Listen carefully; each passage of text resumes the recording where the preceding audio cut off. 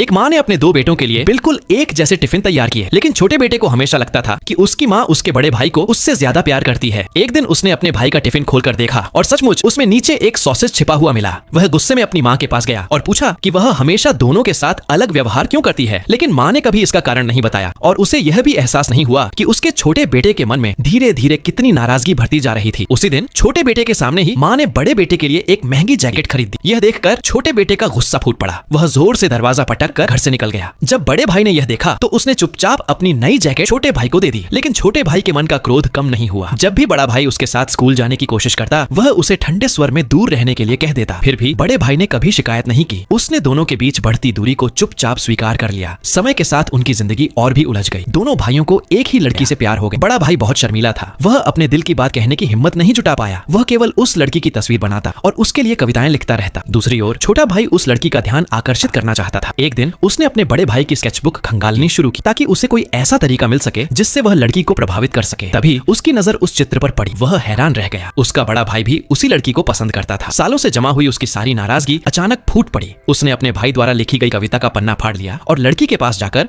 उसे पढ़कर सुनाया। कविता सुनकर लड़की भावुक हो गई और उसने उसके प्रेम प्रस्ताव को स्वीकार कर लिया। यह सब बड़ा भाई अपनी आंखों से देख रहा था। उसने अपने छोटे भाई से कोई सवाल नहीं किया। वह बस चुपचाप मुड़कर चला गया। अपनी स्केचबुक में फटे हुए पन्ने के निशान देखकर उसने दुखी होकर पूरी स्केचबुक ही फाड़ दी। अगले दिन छोटे भाई का एक ऐसे लड़के से झगड़ा हो गया जो उसी लड़की को पसंद करता था। जब बड़े भाई ने देखा कि उसका छोटा भाई कई लड़कों से घिर गया है तो वह तुरंत उसकी मदद के लिए दौड़ा। उसने एक लड़के के पैर को कसकर पकड़ लिया और तब तक नहीं छोड़ा जब तक लड़ाई रुक नहीं गई। इस घटना के कारण उनकी माँ को स्कूल बुलाया गया। दोनों भाइयों को लगा कि अब उन्हें डांट पड़ेगी, लेकिन उनकी माँ ने केवल इतना कहा, भाइयों को हमेशा एक दूसरे की रक्षा करनी चाहिए। पहली बार दोनों भाइयों को एहसास हुआ कि शायद वे कभी सच में एक दूसरे के दुश्मन थे ही नहीं। कुछ वर्षों बाद बड़ा भाई पढ़ाई के लिए एक बड़े शहर चला गया। उसके उत्कृष्ट अंकों के कारण उसे अच्छे अवसर मिले। वहीं छोटा भाई घर पर रहकर अपनी माँ की देखभाल करने लगा। माँ के जन्मदिन पर बड़े भाई ने घर आने का वादा किया था, लेकिन बहुत देर तक इंतजार करने के बाद भी वह नहीं आया। तब छोटा भाई उसे ढूंढने निकल पड़ा। रास्ते में उसने किसी को जमीन पर पड़ा देखा। वह भागकर उसके पास गया। वह बार बार अपने भाई का नाम पुकारता रहा, लेकिन इस बार बड़ा भाई कभी जवाब नहीं देने वाला था। अगले दिन माँ को फूलों का एक गुलदस्ता मिला। उसके अंदर बड़े भाई का लिखा हुआ एक पत्र था। उसमें लिखा था, माँ, इन सभी वर्षों में मेरा साथ देने और कभी हार न मानने के लिए आपका धन्यवाद। मेरी खराब सेहत के कारण आपको बहुत कठिनाइयां झेलनी पड़ी, फिर भी आपने हमेशा मेरा साथ दिया। यह पढ़कर छोटे भाई को आखिरकार सच्चाई समझ आ गई। उसकी माँ ने कभी किसी एक बेटे को ज्यादा प्यार नहीं किया था। वह केवल उस बेटे की रक्षा कर रही थी जिसे उसकी सबसे ज्यादा जरूरत थी। उस दिन के बाद छोटे भाई ने अपनी माँ की देखभाल की पूरी जिम्मेदारी अपने ऊपर ले ली। वह अक्सर अपने भाई की छोड़ी हुई तस्वीरों को देखता और बचपन की यादों में खो जाता। हम अक्सर सोचते हैं कि हमारे पास रिश्ते सुधारने के लिए बहुत समय है, लेकिन कभी कभी मुश्किलें और बिछड़न उस अवसर से पहले ही आ जाती हैं और तब हमें केवल पछतावा ही रह जाता है कि हम समय रहते माफी नहीं मांग पाए।